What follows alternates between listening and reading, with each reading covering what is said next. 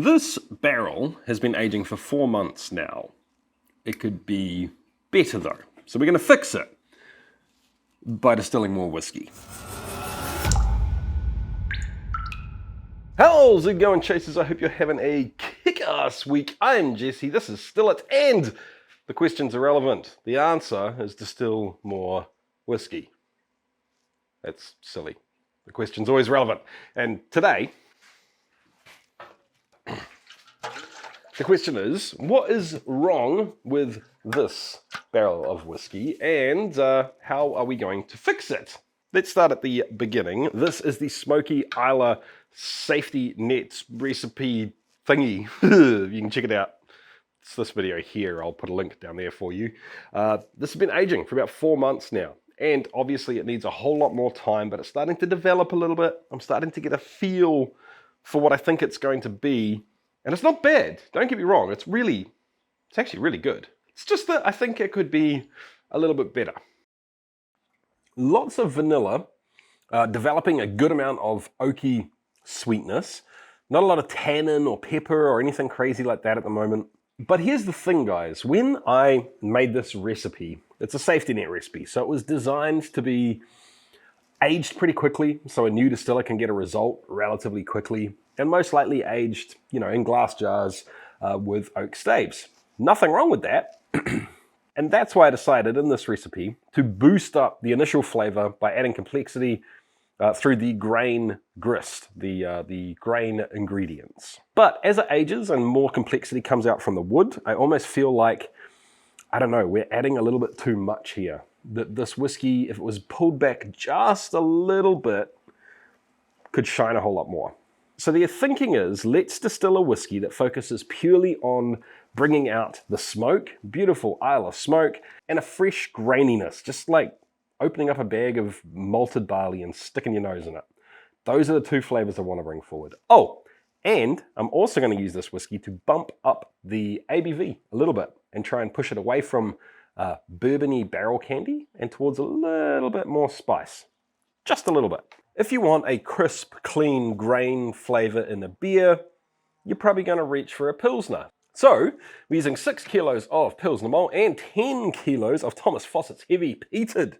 Bring on the stank. That is 16 kilos of grain that we need to mash, and I don't have anything that big. So I decided to do 2 mashes at the same time, and I got 2 different pots to do this in. The first, the slightly larger one, let me make sure I get this correct, was 35 liters of water, and the smaller one was 28 liters of water.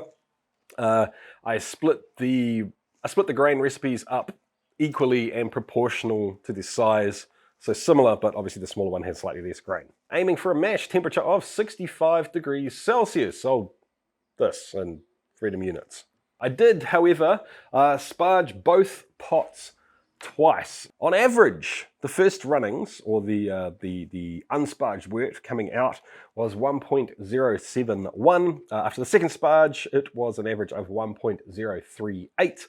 And after the third sparge, which only did a small third sparge, we got another 1.020. Added it all up to a original gravity of 1.059. I don't honestly know the full final volume of this ferment, but my guesstimation is that it was somewhere around the 85 to 90 litre mark. Fermentation temperature was 25 degrees Celsius, and I used Angel Yeast's AM2 to ferment it out. That's their Scotch yeast. It seemed the most fitting of all the yeasts that I had on hand. Fermentation took 5 days, and I gave it another 2 to settle out. We're going to talk about distillation in just a second, but first, I need to get on my box, so I can show you this awesome shirt by Into the AM. Thank you for sponsoring this video, Into the AM, and thank you for working with me to make this dope-ass shirt. I love it. I know you guys out there in internet land love it too, because I know how fast it's been selling out. Guess what, guys? It is currently back in stock, and the sizes that were all out of stock are no longer out of stock. So if you want one and you've been trying to get it and you haven't been able to, now is the time to pounce. If this is news to you, I mean, It's just a really dope shirt that was made specifically for our community with a bunch of Easter eggs in it, you know, from distilling and from the channel, so on and so forth. But the long and the short of it, guys, is use the code, the special code in the description down below. Please do use that, that code for 2 reasons. 1, it gives you guys a discount, which is pretty cool. And 2, it lets Into the AM know that you came from here to get the shirt. So we can do more stuff like this in the future. All right, let's talk about distillation, shall we? It took 2 stripping runs to get the wash stripped out, and I opted to use the 50-litre keg still, but this time without the big copper column, instead opting for a couple of the sight glasses without bubble plates in it, packed with extra copper packing, just to try something a little bit different. I've done this a few times, and I actually kind of like it, especially for stripping runs. What it does also give me is the opportunity to make sure and see and watch that we're not puking, which is lucky.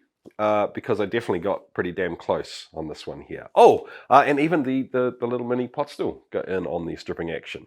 I know. Yeah, you're right. The big stills don't appreciate you. Do you need a hug? Yeah?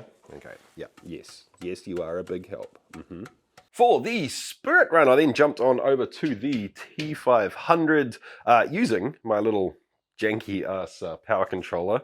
I know, guys, I know you keep asking. No, I don't have a video on how to build that because I'm not an electrician, and I feel a little bit awkward telling like literally thousands of people on the internet how to potentially hurt themselves or burn their house down.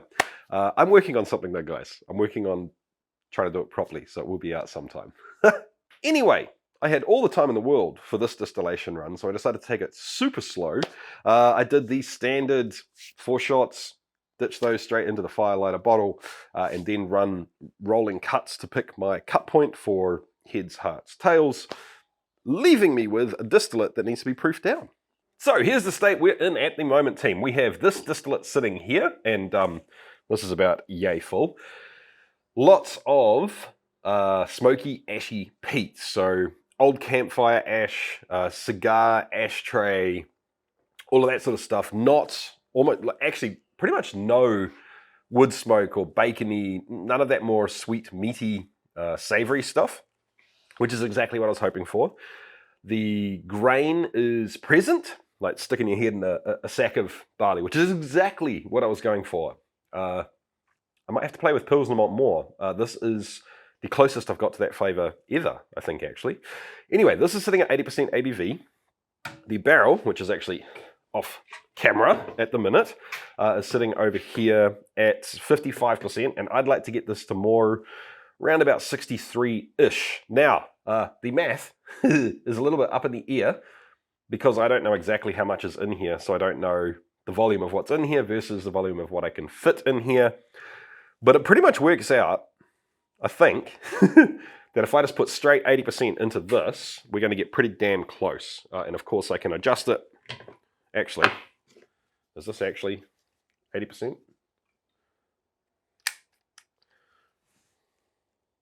This is saying 79. I like this thing. It gives me a really good idea for a peace of mind. I don't know if I trust it that much, but it's saying 79%, which is pretty damn close to what we're after. Some good old-fashioned confirmation bias. I am going to sieve this because we have a serious fruit fly problem here at the moment. And there are a couple of suicide bombers that made it in there. But anyway, let's get this topped up. If I was smart, I would have been taking track of how much went in here, but apparently I'm not. Even if I just give it another test with the old alcohol refractometer thingamajiggy, what's it? Thank you, James, by the way, for suggesting that. Oh, also, seeing as I've been talking about this barrel a whole lot, I haven't really told you guys what it is in case you've missed it. This is a Badmo barrel, which I guess I should... Do you guys want me to just make a video on these things and explain them? For now, let me tell you right now that I think it's really, really cool. And I am very much excited to see, you know, the potential of these things aging long term. In the short term, they've been excellent. The flavors I'm getting out of this specific wood is excellent. Yes, the guy does post these internationally. He is one of us. He's not some random dude that's just trying to cash in on our little corner of the hobby world. And there's a link in the description down below if you want to go check it out. Just full disclaimer, that is an affiliate link. It gives me a kickback. You help me out. You help the dude out that's making some cool stuff in the industry. And you get yourself a cool barrel. What's not to like? My very precise instrument of the finger. This is saying 68%, and I did put a little bit more of that in there than I thought, which means there was less in the barrel than I thought, which that all follows, right? Yeah, that stacks up. I'm just going to top this last little bit up with a smidgen of water. Yeah, we're so close to being full, and we'll call that good. 64%. All right, I'll just give this chappy a wee bit of a clean up in terms of liquid, because I want to be able to see, now that we've messed with this, if we have any wee leaks, which hopefully we don't, obviously. I'm going to live dangerously. I don't feel anything, so before I check, I need to say huge thank you to the Patreons. Thank you so much, Patreons, for letting me do this day in, day out, as my full-time job. I'm a lucky guy, and that is in large part because of you and all of the other people that are regular viewers of this channel. So thank you so much, guys. Is it leaking? Tell me, because I can't see. Got a very, very small amount of seepage, which honestly could just be stuff that was sitting around the hole, coming out from around the bung. You know, the level was down here before. I'm guessing that's going to swell and be absolutely fine in a matter of like 15 minutes. I'm not really worried about that. I'll check on it later this afternoon. Anyway, let me... Oh, this seems dangerous. Oh no, that's fine. Compare to a sample I took from before we proofed this down and see if I think we've nudged this in the right direction. So to put everything that I said at the beginning of this video probably into better perspective, what I wanted from this was to make a Islay style Scotch aged in a new oak barrel. So it's not going to end up tasting like any classic Islay because they don't age them all in new oak. It tastes much more like just an American sort of whiskey that has a bit of peat in it. So it's good, but it's not what I was going for necessarily. Right, this one. There's a few things going on there with it being a little bit odd and green tasting, and also probably a bit of weirdness from proofing it down and mixing things and, you know, bringing things out of solution right now. But yes, it's pushed it very much in the direction I hope to go for. Less of an influence from everything else that I put into the Islay safety net recipe, and more just straight up grain. Yeah, the dusty grain is coming through more now. Which is funny, it was in this, but it was hiding behind everything else. Yeah. And the peat is about the same, which is good. So, I think we have a little bit of a success here. If you enjoyed this video, you know what to do. Thumbs up, subscribe, notification bell, comment in the comment section down below if you have something interesting to say, or you just want to say hi, in which case, hi. And I'll catch you next time, guys. Keep on chasing the craft. See ya.